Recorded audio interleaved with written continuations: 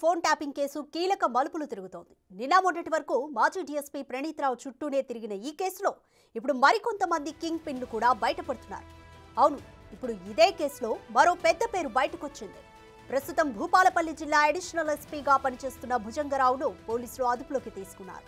ఇవాళ ఆయన్ను 8 గంటల పాటు విచారించిన పోలీసులు విచారించిన తర్వాత భుజంగరావును అదుపులోకి తీసుకున్నారు.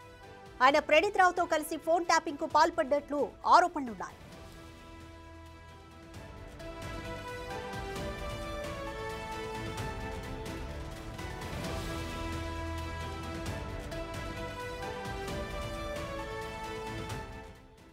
ప్రస్తుతం భూపాలపల్లి అడిషనల్ ఎస్పీగా ఉన్న భుజంగరావు గతంలో తెలంగాణ ఇంటెలిజెన్స్ లో పనిచేశారు.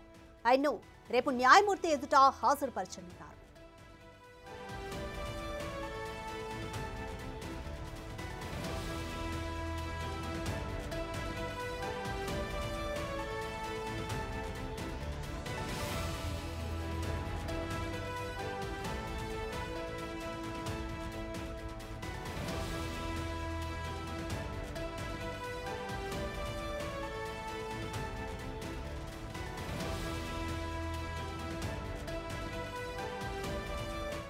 ఫోన్ ట్యాపింగ్ వ్యవహారంలో సంచలన విషయాలు వెలుగు చూస్తున్నాయి.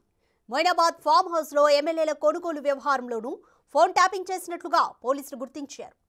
గతంలో కరీంనగర్ కు చెందిన ఒక మాజీ మంత్రి రాసలీలల వ్యవహారంలోనూ ఫోన్ ట్యాపింగ్ చేసినట్లు తెలుస్తోంది. ఇక 2019 సాధారణ ఎన్నికలు, మునుగోడు, హుజురాబాద్, దుబ్బాక ఉప ఎన్నికల సమయంలోనూ ఫోన్ ట్యాపింగ్ జరిగినట్లుగా అధికారులు గుర్తించారు. అంతేకాదు, నిన్న మొన్నటి అసెంబ్లీ ఎన్నికల సమయంలోనూ ప్రత్యర్థుల డబ్బులే టార్గెట్ గా ఫోన్ ట్యాపింగ్ చేశారనే ఆరోపణలు వినిపిస్తున్నాయి.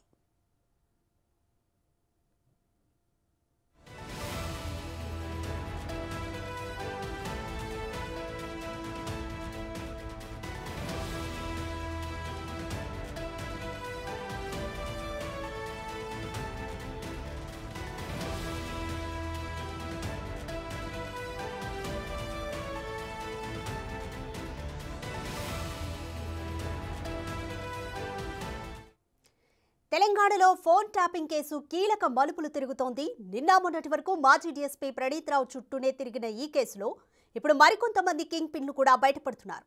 అవును, ఇప్పుడు ఇదే కేసులో మరో పెద్ద పేరు బయటకొచ్చింది. ప్రస్తుతం భూపాలపల్లి జిల్లా అడిషనల్ ఎస్పీగా పనిచేస్తున్న భుజంగరావును పోలీసులు అదుపులోకి తీసుకున్నారు. ఇవాళ ఆయన్ను 8 గంటల పాటు విచారించిన పోలీసులు అనంతరం భుజంగరావును అదుపులోకి తీసుకున్నారు. ఆయన ప్రణీత్ రావుతో కలిసి ఫోన్ ట్యాపింగ్ కు పాల్పడ్డట్లు ఆరోపణలున్నాయి.